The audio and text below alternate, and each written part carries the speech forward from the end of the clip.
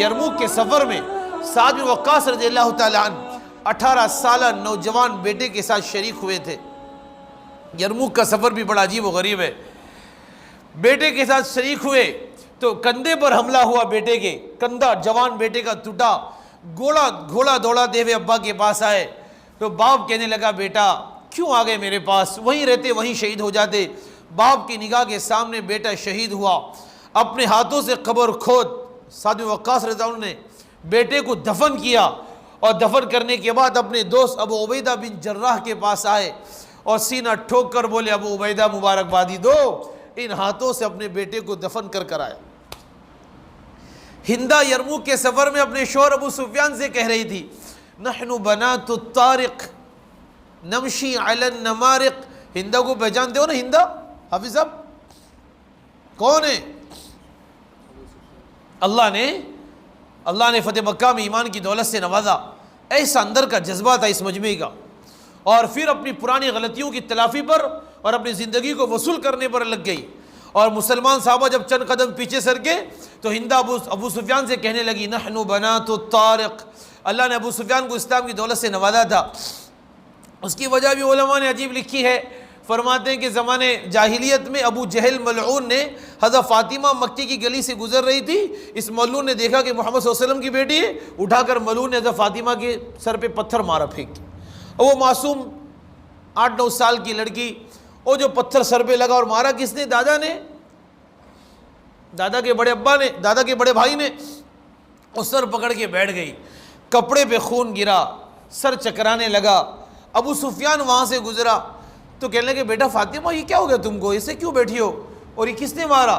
تو روتے ہوئے معصوم فاطمہ نے، استحصال کا زمانہ تھا نا مکہ کا، استحصال کا زمانہ تھا، تو کہنے لگے مجھے بڑے ابو نے مارا، بڑے دادا نے مارا، کیوں مارا بیٹا؟ تو کہنے لگی، جواب دیا، ابو سفیان کے دل میں اللہ نے رحم ڈال دیا۔ ابو سفیان کھڑا ہوا، وہاں سے کھڑے ہوئے اور سیدھا گئے مکہ مکرمہ میں، حرم مکی میں۔ ابو جہل ملعون یہ مجلسی آدمی تھا، اسے 2-4 آدمی ہمیشہ آگے پیچھے لگتے تھے، اس کو مجلسی مزاج سردار تھا نا، تو جا کر بولے کہ دیکھ تیری لڑائی کس کے ساتھ ہے؟ گھر کے بڑوں کے ساتھ ہے نا، ان کی اور اپنے ہماری لڑائی چالو ہے، گھر کے بچوں پر ہاتھ مت اٹھا، پھر اوپر سے لڑکی ذات پر ہاتھ مت اٹھانا، اگر تو نے دوبارہ محمد کی بیٹی پر ہاتھ اٹھایا نا تو پھر تیری اور میری لڑائی شروع ہو جائے گی۔ یہ 2 سردار آپس میں، حضور کو اس بات کا پتہ چلا، بچی کو گھر لائے، مرہم پٹی کی، اور اس کے بعد سوچو تو صحیح، تصور کر سکتے ہیں فاطمہ گھر لائے۔ ابو سفیان کا یہ جملہ حضور کو پتا چلا، ابو سفیان نے جا کر ابو جہل سے ایسا کہا، اس لیے کہ مکہ میں اللہ کے نبی کے جو ابتدائی جملے ملتے نا، من یؤوینی، کون مجھے ٹھکانہ دے گا، ومن ینصرنی، کون ہے جو میری مدد کرے گا، حتی ابلغ رسالت ربی، تاکہ اس کے تعاون اور نصرت کی وجہ سے میں اللہ کے دین کو آگے بڑھاؤں۔ یہ ابتدائی جملے، اور یہ کیسے، دیکھو تو صحیح، یہ کیسے حسرت بھرے جملے، ان جملوں پہ غور تو کرو، کون ہے جو مجھے ٹھکانہ دے؟ کون کہہ رہا ہے؟ کون کہہ رہا ہے؟ کوئی مجھے ٹھکانہ دے گا؟ کون ہے جو میری مدد کرے گا؟ سوالیہ انداز ہے، من حرف استفہام ہے نا، من حرف استفہام ہے، ومن ینصرنی، ارے کون ہے جو میری مدد کرے گا؟ اللہ اکبر، سوچو تو صحیح۔ تو حضور نے ارادہ فرمایا تھا اگر اللہ مجھے وہ موقع دے کہ مجھے ابو سفیان پر احسان کا موقع ملے تو میں میرے بیٹی اور میرے گھر پر کیے ہوئے اس احسان کا بدلہ چکاؤں گا، اس لیے کہ گھر پر احسان کرنے والا کوئی نہیں تھا نا، اس بدلے کو چکاؤں گا۔ اس کے لیے علماء فرماتے ہیں کہ فتح مکہ کے دن اللہ کے نبی صلی اللہ علیہ وسلم نے ابو سفیان کے بارے میں جو اعلان فرمایا تھا نا کہ جو ابو سفیان کے گھر میں داخل ہوگے ہم اس کو بھی مامون فرما دیں گے، ابو سفیان جس کی سفارش کرے وہ بھی مامون، اور ایسا شاندار ابو سفیان کا استقبال کیا تھا۔ ابو سفیان کی اس اخلاق اور اس حسن بہت اچھی ادا پر اللہ نے انہیں کلمے کی دولت بھی دی، اور اللہ نے بعد میں آگے چل کر ان کو قبول و منظور بھی فرمایا۔ تو ان کی بیوی کہنے لگی، ہندہ، یہ بھی ماشاءاللہ فکر مند ہو گئی تھی، کہنے لگی نحن بنات الطارق، اندر کے جذبے سنو، ایک بیوی اپنے شوہر کو خدمت دین پر صلاحیتیں نہیں جان لگانے پر آمادہ کر رہی ہے۔ نحن بنات الطارق، ہم ستاروں کی بیٹیاں۔ عرب کی عورتیں اپنے حسن و جمال کی طرف اشارہ ہے. نحن بنات الطارق، ہم ستاروں کی بیٹیاں. نمشی علی النمارق ونمارق مصفوفہ، نرم اونچے گدے، ہاں نرم گدوں اس پہ گزرنے والیاں. ان تقبلوا نعانق، اگر تم نے دین کے تقاضوں کا وہ کیا فیس کیا، معانقہ کیا، آگے بڑھے، ان سے ٹکر لی، اپنے آپ کو پیش کیا، تو نعانق، عانق یعانق معانقتاً، کیا کرنا؟ گلے ملنا. بیوی اپنے شوہر سے کہہ رہی ہے کہ تم نے اگر دین کے تقاضوں پر جان و مال لگائی نا تو ہم تمہیں گلے سے لگا لیں گی. پھر آگے فرمایا وَإِن تُدْبِرُوا نُفَارِقْ، اگر تم نے ادبار کیا اور پیٹ پھیرا اور اپنی جان کے بچانے پر آ گئے تو نفارق، پھر ہم تم سے بھی جدا ہو جائیں گے، دور ہو جائیں گے. اور مسلمان خواتین سے کہا کہ اپنے بچوں کو گودوں میں اٹھاؤ اور اپنے شوہروں کے سامنے کھڑے ہو جاؤ اور اپنے محرم مردوں سے کہو کہ تم اللہ کے دین کو کس کے حوالے کر کے جانا چاہتے ہو، کس کے حوالے کر کے جانا چاہتے ہو، کہاں چھوڑ کے جانا چاہتے ہو. تو مسلمان عورتیں ہندا کے سردار کی بیوی تھی، تو ہندا کے کہنے پر صحابیات نے اپنے بچوں کو یوں اٹھایا اور اٹھا کر صحابہ اپنے اپنے شوہروں اور محرم مردوں کے سامنے کھڑی ہو گئی. اور جب محرم مردوں نے عورتوں کی ہمت اور کیفیت دیکھی کہ یہ لوگ تو حوالے کرنے کے لیے تیار ہے، اللہ کی قسم پھر مردوں نے وہ بڑھ چڑھ کر مقابلہ کیا کہ تاریخ میں سارے واقعات سیاہ ہے میرے دوست. اس کے لیے دنیا کی عظمتوں کے ہلکا ہونے کے بعد اپنے حصے کی ذمہ داری کا احساس اور فکر پیدا ہو جانا چاہیے. صحابہ کرام کا مزاج عجیب ہے. جس صحابی نے حضور کو جیسے دیکھا نا اس نے حضور کا ویسا تعارف فرمایا صلی اللہ علیہ وسلم. حسن ابن ثابت سے کسی نے پوچھا کہ جی اللہ کے نبی کو دیکھے ہو؟ کیا جی کیا بات کر رہے ہیں، ہمارے نبی کی پوچھ رہے ہو؟ تو انہوں نے اپنا مزاج فرمایا ہے نا وہ شعر اشعار، کیا ہے وہ؟ وَأَحْسَنَ مِنْكَ لَمْ تَرَ قَطُّ عَيْنِي، میری آنکھوں نے ان سے زیادہ حسین، ہائے ہائے. وَأَجْمَلَ مِنْكَ لَمْ تَلِدِ النِّسَاءُ، اور نبی جی آپ سے زیادہ کسی ماں نے حسین بچہ جنا ہی نہیں. خلقت مبرأ من کل عیب، ہر عیب سے ایسے پاک پیدا ہوئے. کأنک قد خلقت کما تشاء، جیسے کہ آپ اپنی مرضی سے پیدا ہوئے ہو. یہ حسن بن ثابت نے حضور کا تعارف فرمایا. حضرت ابو حالہ سے کسی نے کہا کہ تم نے ہمارے نبی کو دیکھا؟ کہ جی ہاں دیکھا ہے. بولے کیسے پایا؟ تو انہوں نے ہمارے نبی کا تعارف فرمایا. سنو، فرمانے لگے دائم الفکر، ہمیشہ آپ کو دیکھ کر ایسا لگتا تھا کوئی فکر اور کوئی غم ہے. متواصل الاحزان، ہمیشہ غم میں ڈوبے ہوئے دکھتے تھے. لیست لہو راحہ، ایک لمحے کے لیے بھی ہم نے حضور کو کبھی سکون و چین میں نہیں دیکھا. اللہ اکبر. قرآن کریم کی چند آیتیں گے جن کے پڑھ کر اس کی تفسیر پڑھو تو ایسا لگتا ہے کہ یہ آیتیں صرف اور صرف اللہ نے ہمارے نبی کو تسلی دینے کے لیے نازل فرمائی. اور تسلی کس بات کی؟ پیٹ پر پتھر ہے اس کی تسلی، بیٹیوں کی طلاق ہو گئی اس کی تسلی، کہ بھائی تسلی کس کی آ رہی تھی؟ نواسی کو شہید کیا جائے گا اس کی تسلی، پہننے کو کپڑے نہیں اس کی تسلی. بھائی تسلی کس کی تھی؟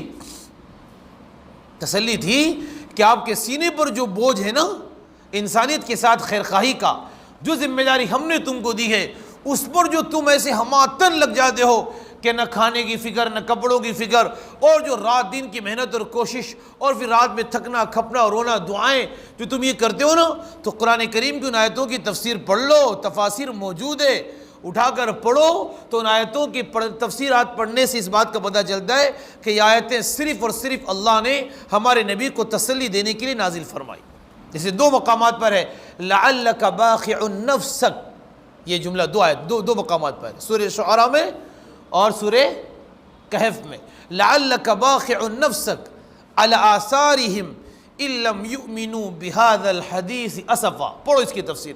لعلک باخع نفسک الا یکونوا مؤمنین فمن کفر فلا يحزنک کفرہ فلا يحزنک قولہم. جملے سنو، صاف ترجمہ غور کرو. فلا يحزنک قولہم لست علیہم بمسیطر وما انت علیہم بجبار وما انت علیہم بوکیل.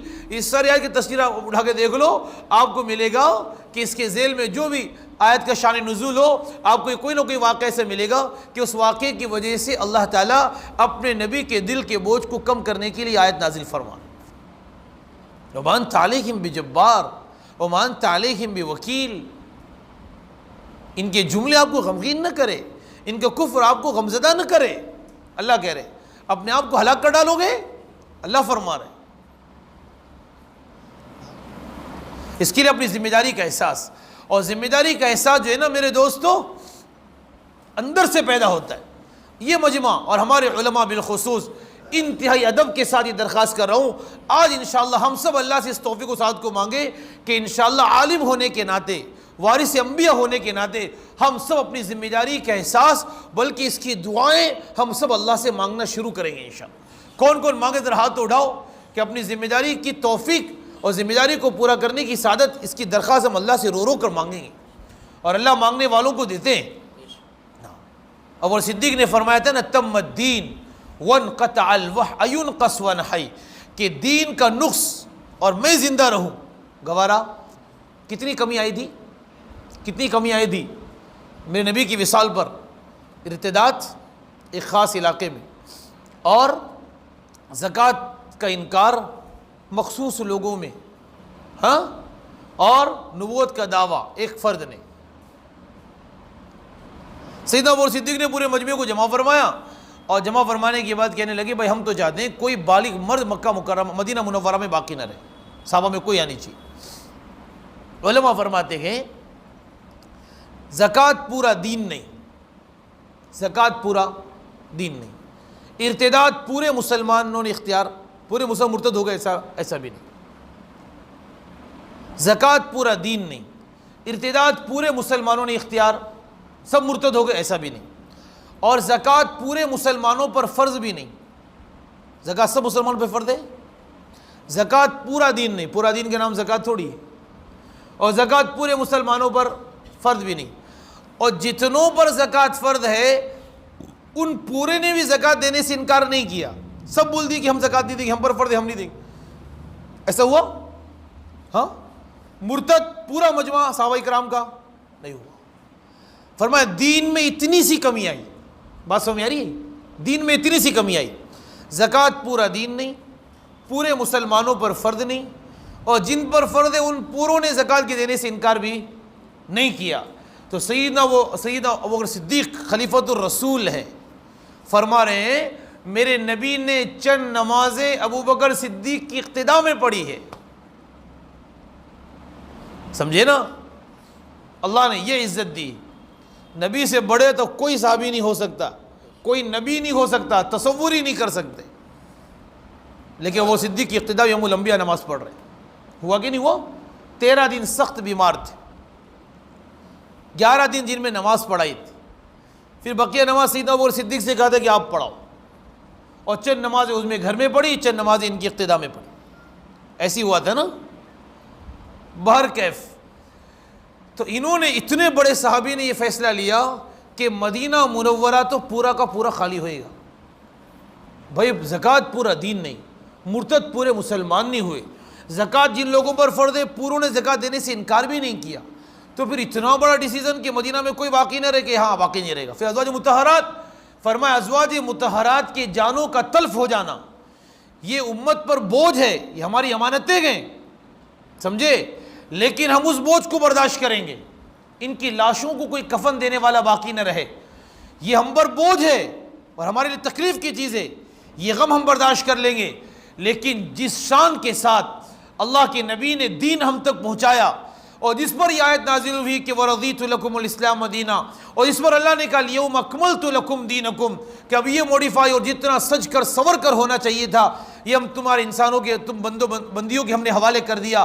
جو شان کے ساتھ دین قرآن حدیث کی موجودگی میں انسانوں مسلمانوں کی زندگی میں تھا, اس میں اتنی بھی کمی آئے ہم اس کمی کو برداشت نہیں کریں گے. یہ غم ہم جھیل نہیں سکتے, وہ غم ہم جھیل لیں گے, وہ غم ہم برداشت کر لیں گے کہ ازواج مطہرات کی لاشوں کو کوئی کفن دینے والا باقی نہیں رہے, یہ غم برداشت ہو جائے گا. اور پھر یہ غم کہ دین میں کچھ کمی آوے, بولے یہ ہم برداشت نہیں کر سکتے. بھائی یہ بات ہے, میں کوئی گھر کی نہیں سنا رہا ہوں, یہ بات ساری موجود ہے تاریخ کی کتاب. بات سمجھ آئی؟ اس قدر ذمہ داری کا احساس پیدا ہوا تھا, ذمہ داری کو پورا کرنے کا احساس. اور سنو میں آگے کی بتاؤں, میرے بزرگوں جو اپنے حصے کا کام کرے گا تھکے گا، کھپے گا، مٹے گا، دین کو امانت سمجھے گا، کام کو امانت سمجھے گا، اور پھر اپنا لگا کر انسانوں تک خیرخواہی کے جذبے کے ساتھ آگے بڑھے گا، اور امت سے کسی چیز کا مطالبہ نہیں رکھے گا، اس لیے کہ امت جو ہے نا بھائی یہ سب مؤلفۃ القلوب ہے، سن لو امت کا حال کیا ہے. آپ کو ان سے کوئی وہ نہیں رکھنا، ہاں رکھنا خالی اللہ سے، اس لیے کہ اللہ ہی ذرہ نواز ہے، اللہ ہی ذرہ نواز ہے. اور انسانیت تو میرے دوستو یہ پورے کی وہ اجتماعی کام کا میں اصول بتا رہا ہوں. اجتماعی کام میں کام کرنے والے کے علاوہ جتنے سامنے ہیں، جو اس کے روزانہ کے ساتھی ہو یا اس کے محلے کا عملہ ہو یا عالم میں اللہ جہاں بھی جانے کا موقع ملے، تو ان سب کی حیثیت ہمارے سامنے پڑھنے والے طلبہ ہو، طلبہ خاص عمر میں داخل ہوئے نا، تو پھر یہ بھی مؤلفۃ القلوب بن جاتے ہیں. ان کا دل بہلاؤ، ان کا دل بہلاؤ، ان کی حوصلہ افزائی کرو، تو تب یہ آپ کے راہ دین کے ساتھی بنیں گے. بات سمجھ میں آئی؟ اور آپ کی فکروں میں چلیں گے. اس لیے اللہ نے میرے نبی سے کہا نا فَبِمَا رَحْمَةٍ مِّنَ اللَّهِ لِنْتَ لَهُمْ وَلَوْ كُنْتَ فَضًّا غَلِيظَ الْقَلْبِ لَانفَضُّوا مِنْ حَوْلِكَ. صاف ستھری آیت ہے نا اللہ کے نبی صلی اللہ علیہ وسلم. اور سامنے مجمع کون سا ہے؟ صحابہ کا. اور یہ آیت کب نازل ہوئی؟ احد کے موقع پر. چند صحابہ اکرام کی ذمہ داری دی تھی نا.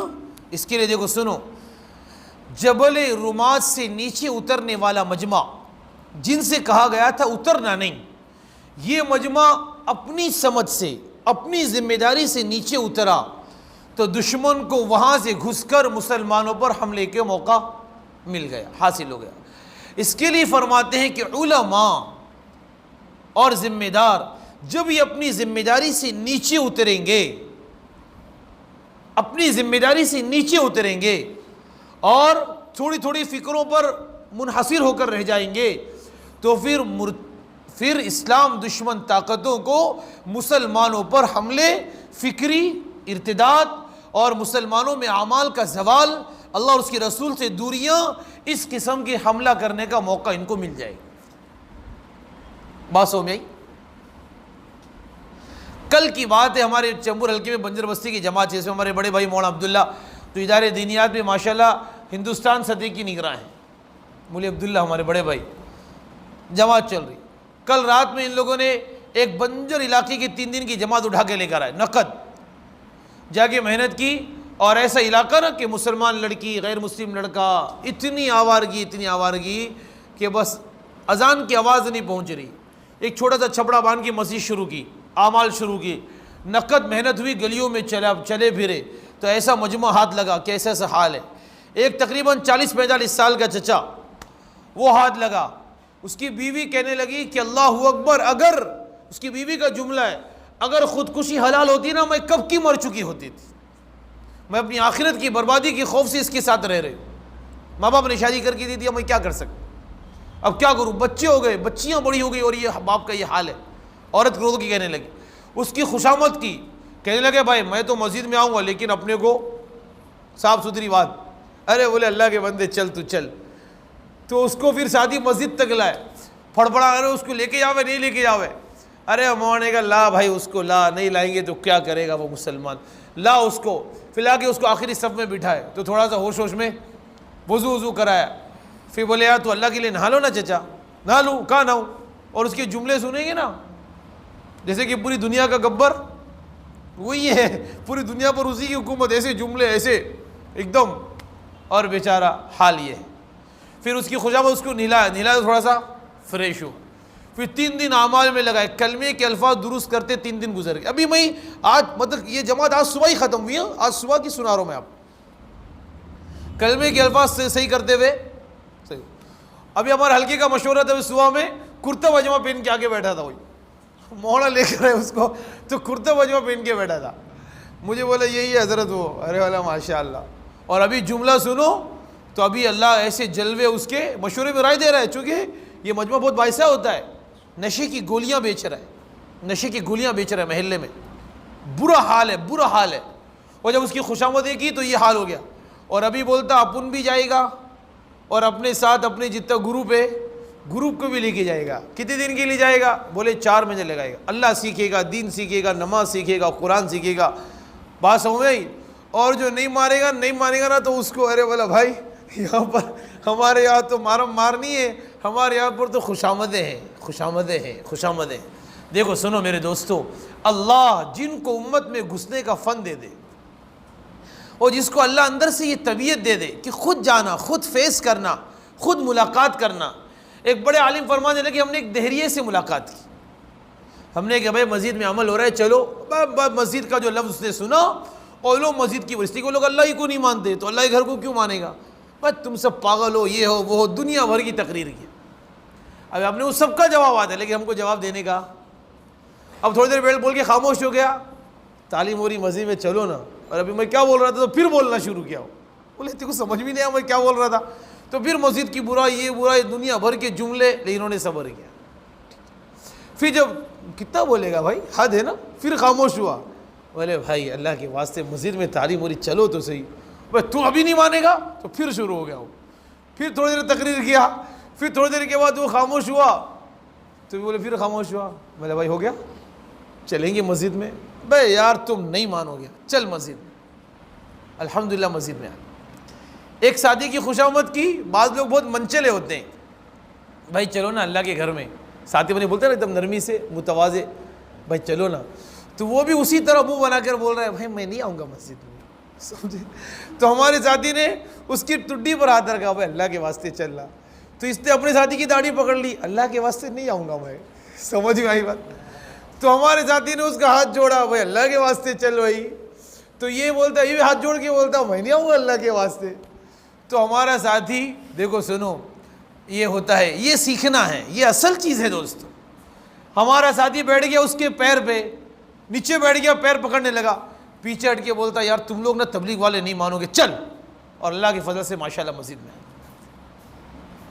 ایک چچا کا میرے ساتھ وقت لگا تھا، سونی پت کا چچا. مجھے بولا صبح کی تعلیم میں، بولتا مولوی اس زمین پر ایسا کون سا گناہ ہے جو میں نے نہیں کیا؟ اس زمین پر ایسا کون سا گناہ ہے جو میں نے نہیں کیا؟ زمینیں بیچ کر ہم نے جوئے سٹے کھیلے اور بھی بچوں کو ستایا. اس کا جملہ ہے اور گناہ گنانے لگا. ارے میں بولا اچھا اللہ واسطے اللہ کے گھر میں بیٹھے ہو، برائی کے تذکرے مت کرو. تو میں نے اس کا مزاج موڑنے کے لیے میں نے کہا کہ چچا تم تو بھی تہجد پڑھتے ہو، کرتا پاجامہ پہنتے ہو، یہ کیفیت بدلی کیسے؟ تو کہنے لگا مولوی ہمارے گاؤں میں جماعت آتی تھی، بولتی چچا چلو، تو میں بولتا تھا آ رہا ہوں جاؤ، تو بیچارے چلے جاتے. لیکن ایک جماعت تھی مولوی تیرے جیسی جماعت تھی، وہ چھوڑتی نہیں تھی، چپک جاتی تھی. دیکھو یہ چپکنا سکھا رہا ہوں میں، سمجھا رہا. اللہ معاف کرے، مجھے کیا سکھانے کا حق ہے، میں ایک مزاج بتا رہا ہوں. یہ چیز سیکھنا ہے، یہ اصل چیز ہے، ذمہ داریوں کی پورا کرنا سیکھنا. تو ایک جماعت آ گئی، انہوں نے مجھے کہا کہ چلو، میں بولا آ رہا ہوں. انہوں نے ٹارگیٹ کیا تھا کہ پورے محلے کی لسٹ بنا کے رکھے تھے، امیر غریب شہری پولیس والا یہ والا وہ والا، علماء عوام خواص، وقت لگے ہوئے، پورا بائی ڈاٹا پورے محلے کا ان کے بعد، اور سب سے ملاقات ہو رہی تھی. تو میں بھی چڑھ گیا اس لیے کہ میں بھی محلے میں تھا، میری نوعیت پتہ چل گئی. اور اللہ جب امت چلتا پھرتا تو اللہ اس کو حکمت دیتے ہیں، اپنے علم سے علم، اپنے حلم سے حلم اللہ دیتے ہیں، حکمت دیتے ہیں. تو انہوں نے مجھے دیکھا، بولے چچا تم کو تو مسجد چلنا پڑے گا، اس لیے کہ ہم نے یہ نیت کر لی ہے کہ پورے محلے کو مسجد میں لانا ہے، کچھ بھی ہو جاوے تم کو بھی چلنا پڑا. تو میں بولا بھائی آ رہا ہوں نا، آ رہا ہوں. چچا چلو نا. بولے نہیں آ رہا ہوں نا. تو نوجوان بولے کہ ایک نوجوان نے میرے ہاتھ اور دو بچوں نے میرے پیر دبانے شروع کر دیے. میں کھاٹ پر شراب کی حالت میں بیٹھ نشے میں لیٹا ہوا گھر کے آنگن میں اور پھر پڑا ہوا تھا. چچا تم کو چلنا پڑے گا. ابھی جو سفید کپڑا کرتا پاجامہ پہن کے داڑھی والے میرے ہاتھ پیر دبائیں گے تو یہ شرابی بیچارے گنہگار ہوتے تو سی، ان کے دل میں اللہ کا ڈر بہت ہوتا ہے. ابھی صبح یہ ساتھی کی جب کارگزاری آئی تو مجھے جماعت کے ساتھی بولے مولانا یہ بظاہر دکھنے کو جتنے اللہ سے دور ہے نا، ان کے بعد دو جملے بولو اللہ ہے، ان کا وجود لرزنا شروع ہو جاتا ہے. ان کو بولو کہ مر کر حساب دکھا دینا ہے، ان کی آنکھوں سے آنسو جھلنا شروع ہو جاتا ہے. مولانا بڑا خوف ہوتا ہے ان کو، یہ مجمع کو وہاں سے اٹھانے والوں کی ضرورت ہے. اب یہ مجمع ان دونوں نے جب پیر دبایا اور اس کے ہار دبایا تو چچا بولا میں تو اٹھ کے بیٹھ گیا. میں لا رہے بھائی اللہ واسطے میں ناپاک ہوں، تم لوگ ایسا نہ کرو، میرے پیر پیر مت دباؤ، میرے کو عذاب آ جائے گا، تم لوگ جاؤ میں آتا ہوں. ارے تم ناپاک ہونا تو کہاں نہ ہو گئے بولو. استنجے خانے تو ماشاءاللہ مسجد کے باہر بھی بنے ہوئے ہیں نا، غسل خانہ حمام میں صابن کپڑا رومال سب ہے، وہاں نہانے کا ہے یا گھر پہ نہانے کا ہے. بولے بھائی میں تو مسجد میں کیسے لاؤں، میں تو گھر پہ نہاؤں گا. تو بولے کتنا گھنٹہ لگاؤ گے؟ آدھا گھنٹہ، 1 گھنٹہ، 2 گھنٹہ، کتنا چاہیے تم کو نہانے کی؟ تم فرصت میں نہ ہو، ہم گھائی نہیں کرتے، ہم جائیں گے نہیں تم کو لیے بغیر، تم اطمینان سے نہ ہو، ہم 1 گھنٹہ ادھر ہی کھڑتے نا. تو بولا میں تو سمجھ گیا کہ بھائی آج تو میں بہت برا پھنسا ہوں, اب تو میرے کو جانا ہی پڑے گا. گھر کی عورتوں نے جب دیکھا نا یہ کچھ ساتھی ضد کر رہے ہیں تو انہوں نے بالٹی بھجوا دی, کپڑے بھجوائی, تیمن بھجوائی کہ اللہ کے واسطے اس کو تم لے کے جاؤ بھائی. بھائی ہم کو تو موقع مل گیا. اور ہم نے بولے ہینڈ پمپ تھا, ہینڈ پمپ انہوں نے ہینڈ پمپ مارا, مجھے اٹھا کے بٹھایا ادھر اور سیدھا بالٹی بھری, اور پھر میں تو نہانے تیاری, کھڑا کر دیا مجھے, تہمن بنایا زبردستی. اور پھر جب پہلا بولے پانی کا مگا میرے بدن پر گیا تو تب جا کر میں نے ارادہ کیا کہ جب ٹھنڈی لگی پیٹھ پر تو بولا یار اب تو مجھے مسجد جانا ہی پڑے گا, تب ارادہ کیا. اور پھر جب اس کا میرے دل میں ارادہ ہوا تو میرے ٹون بدل گئے نا, پھر میں بڑی بڑی بات کرنے لگا. ہاں جی اللہ ہے, جی مرنا ہے, جی اللہ کو حساب دینا. ہاں چچا تو چل تو صحیح. اور نہا دھو کر مجھے تیار کیا اور تیار کر کے یہ مجھے لے کر گئے.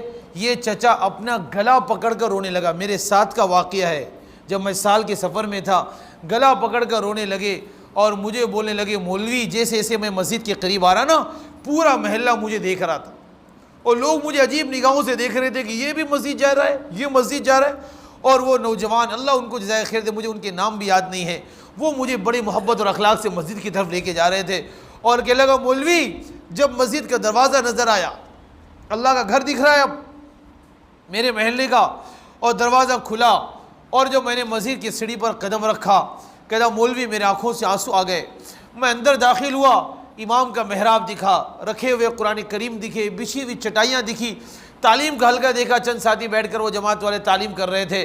بولے میں جو مسجد میں داخل ہوا نا, کہلا مولوی اللہ کی قسم کھا کے بول رہا ہوں, میں اپنی زندگی کے 17 سال کے بعد مسجد میں داخل ہو رہا تھا. 17 سال گزر گئے مولوی, نہ میں نے کبھی جمعہ پڑھی, نہ کبھی عیدین پڑھی, نہ کوئی مجھے ڈھنگ سے سمجھایا تھا مولوی. میں بولا چچا, پوری جماعت کو اس نے رلایا. اور پھر بولا مولوی میں تعلیم میں بیٹھا, مجھے تو عجیب فیلنگ ہونے لگی, عجیب احساس, اتنا اچھا لگنے لگا. اس کے بعد تعلیم ختم ہوئی تو میں جانے تیار نہیں تھا, تو امیر نے مجھے کس ساتھی کو دیا, بھائی اس کو سمجھاؤ, چچا کو لے کر بیٹھو. تو انہوں نے مجھے لے کر بیٹھا, سمجھانا شروع کیا. میں بولا بھائی مجھے تم جیسا بننا ہے. ارے بولے چچا ہمارے جیسا نہیں بننا بھائی, ہم تو گنہگار ہیں. بولے پھر کیسے بننا ہے بھائی؟ تو بولے صحابہ. چلو ٹھیک ہے صحابہ جیسے بننا ہے. میں کیا کروں؟ بولے چا کچھ مت کرو, 3 دن یہی رہو, ہمارے ساتھ اعمال میں رہو, یہیں کھاؤ, یہیں آرام کرو. اعتکاف کی نیت کرائی. 3 دن مجھے اس ماحول میں رکھا. تیسرے دن ہوتے ہوتے میری کیفیت بدل گئی کہ اب میں بغیر 4 میں لگائے گھر نہیں لوٹوں. کیفیت بن گئی, اور وہ 4 مہینے میں نکلا, اور آخری چلے میں نظام الدین سے مجھے ملا. آخری چلا تھا اس کے 4 مہینے کا. صبح کی تعلیم میں منتخب میں پڑھ رہا تھا, تو تعلیم میں تھی کہ جو بندہ فرض نماز پہ آیت الکرسی پڑھے گا موت رکاوٹ ہے جنت میں جانے کے لیے. بولتا مولوی آیت الکرسی اب بھی لکھ کے دے. میں بولا اچھا اچھا تعلیم ہو رہی ہے, تعلیم کے بعد ابے تیری تعلیم تیرے پاس, ایک دم اکھڑ آدمی تھا دیہاتی, تیری تعلیم تیرے پاس رکھ, اب بھی مجھے آیت الکرسی لکھ کے دے. میں بولا چچا تعلیم ہو جان دو یار. ابے تو کو بولا نا میں, تو میں ایک ساتھی کو کھڑا کیا, ان کو تعلیم کو بولے بھائی تم دونوں بیٹھ کے لکھ لو اور واپس آ جاؤ. اس لیے کوئی اچھی بات چل رہی تھی تو میں بولا تو یہ اجتماعی عمل میں رہو. تو وہاں جا کے اس نے آیت الکرسی ہندی میں, چونکہ بیچارے کو الف با کا پتہ نہ ہے, تو آیت الکرسی لکھ کے دی. تو وہ ساتھی تو آ گیا, چچا بولتا میں نہ آتا, میں نہیں آنے کا تیری تعلیم میں. تو میں صبح چھوڑ دو اس کو, آیت الکرسی اس بہانے یاد تو ہو جائے گی. آپ یقین مانو صبح کی تعلیم ختم ہوئی لیکن وہ نہیں ہلا, وہ ظہر کی اذان تک بیٹھا ہے تو کرسی کونے میں یاد کر رہا, ٹک لا کے بیٹھا تو کرسی یاد. ظہر کی نماز سنت پڑھا, فرض و سنت کے درمیان میں نے دیکھا پرچہ ہاتھ میں ہے اور آیت الکرسی یاد کر رہا ہے. ظہر بعد تعارفی بات ہو رہی ہے, آیت مجمع میں بیٹھا ہوا ہے اور پرچہ بھی ہاتھ میں اور دل میں گنگنا رہے. اور ظہر بعد ہم دسترخوان میں بیٹھے, کھانا بھی کھا رہے ہیں اور پرچہ نہیں چھوڑا, وہ پرچہ ہاتھ میں ہی ہے. ظہر بعد ساتھی لیٹے, خیر اللہ جماعت میں تو پھر خیر اللہ بھی چاہیے, صبح کی تعلیم بھی چاہیے, نہ جانے کتنے لازمات ہیں نا. اللہ کے دربار میں 4 مہینے کو قبول کرنا ہے, چلے کو قبول کروانا ہے, تو صبح کی تعلیم میں چائے بھی آنی چاہیے, بسکٹ بھی آنی چاہیے, اور پھر نہ جانے بہت ساری تو قبول کرنا ہے نا, مسئلہ آخرت کا, اللہ کو حساب دینا ہے, تعلیم میں چاہیے. تو بولے دوپہر بعد خیر اللہ کے لیے لیٹے, تو یہ بیچارہ نہیں لیٹا, میں خود دیکھا مسجد کی سیڑھی پر بیٹھا ہوا ہے. ارے میں بولا یار چچا تو لیٹ تو جا بھائی. بولا نہیں مولوی میں آج یاد کرنے والا. دوپہر کی تعلیم میں جیسے آگے میں 3 بجے بیٹھا, مجھے میرے انتظار میں تھا جیسے کہ ہو کہ میں کب اٹھتا ہوں, یہ میں اپنی سنا رہا ہوں جو میرے ساتھ جماعت میں تھا. میں اٹھا اور میں آگے ایسی کتاب لے کے بیٹھا, میں بولا آ جاؤ بھائی. تو وہ بیٹھ کے جیسے کہ میرے انتظار میں تھا کہ میں کب اٹھتا ہوں, کب وضو کرتا ہوں, کب آگے بیٹھتا ہوں. جیسے میں آگے بیٹھا فوراً میرے پاس ہے, لے مولوی سن لے, مجھے آیت الکرسی یاد ہو گئی. آیت الکرسی بندے نے مجھے سنایا, اور سنانے کے بعد 2-4 حروف کی غلطیاں تھیں, میں نے وہ درست کرا, ایک ساتھی ساتھ میں لگائے. پھر مجھے بولتا ہے مولوی اب تو میری جنت پکی نا, تو نے صبح پڑھا تھا نا کہ جو مسلمان فرض نماز کے بعد آیت الکرسی پڑھنے کا اہتمام کرے گا، موت رکاوٹ ہے اس کے جنت میں جانے کے لیے۔ مولوی میں اللہ سے وعدہ کرتا ہوں کہ مرنے تک ہر فرض نماز کے بعد آیت الکرسی میں ضرور پڑھوں۔ یہ بندہ وہ ہے جس کو نقد لایا گیا اور پھر اللہ نے اس کو یہاں سے یہاں پر۔ اس کے لیے میرے دوستو اللہ نے بہت اونچا کام دیا ہے، وزنی کام ہے، قرن اول کا ہیرا ہے، جر ثقیل ہے، اس کو ہلکے پن سے نہیں لینا۔ ہاں، اپنی تعلیمی تمام مشغولیوں کے ساتھ، اپنی تعلیمی تمام تر، بلکہ اللہ اس سے بڑی ذمہ داری ہم کو دے وے، مدارس کا ذمہ دار بنائے، بخاری ہمارے ذمہ ہو، سیاہ ستہ کوئی کتاب ہمارے ذمہ ہو، تفسیر کے اسباق ہمارے ذمہ ہو، سمجھے؟ اور اگر ابتدائی نظام ہے تو کوئی مسئلہ نہیں، مکاتب کا نظام فرض عین امت میں زندہ کرنا۔ مکاتب کہتے ہی ہیں کہ امت کے تینوں طبقوں میں، مرد و عورتوں میں فرض عین جو علم واجب ہے، جس کے بغیر کوئی گزارا نہیں، جس کا حصول واجب ہے، امت میں اس علوم کو زندہ کرنا اور اس کے لیے منظم محنت کی شکلیں قائم کرنا، یہ ہے مکاتب کا عنوان۔ مکاتب کا عنوان کیا ہے؟ غرض و غایت مکاتب کی ہے۔ اور مدارس امت میں وہ علم جو فرض کفایہ ہے، فرض حافظ بننا فرض کفایہ ہے، عالم بننا، مفتی بننا فرض کفایہ ہے۔ ہاں، یہ میری نہیں سنا رہا ہوں، یہ حضرت مولانا اشرف علی تھانوی نور اللہ مرقدہ کی سنا رہا ہوں۔ حضرت کے ملفوظ میں نے پڑھا تھا کہ مدارس کا جو نصاب ہے یہ فرض کفایہ ہے، لیکن بستی میں چند علماء، چند حفاظ، چند مفتی، چند ایسے لوگ جو امت کی دین کی ضرورتیں قرآن حدیث کی روشنی میں پوری کر دے، یہ مجمع کہاں سے تیار ہوگا؟ مدارس سے تیار ہوگا۔ اور امت میں دین کی طلب نیچے سے، یہ کہاں سے پوری ہوگی؟ یہ دعوت کے عظیم اور عالی محنت سے زندہ